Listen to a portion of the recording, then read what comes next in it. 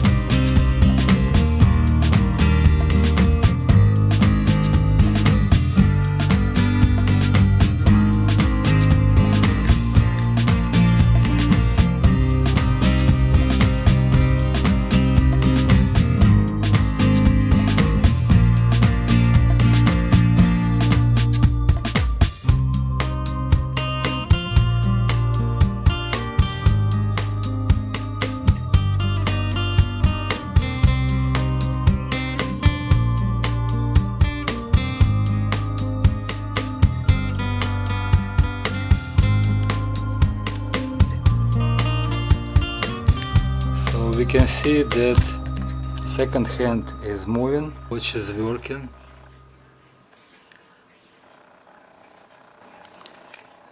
I can move hands by using stem.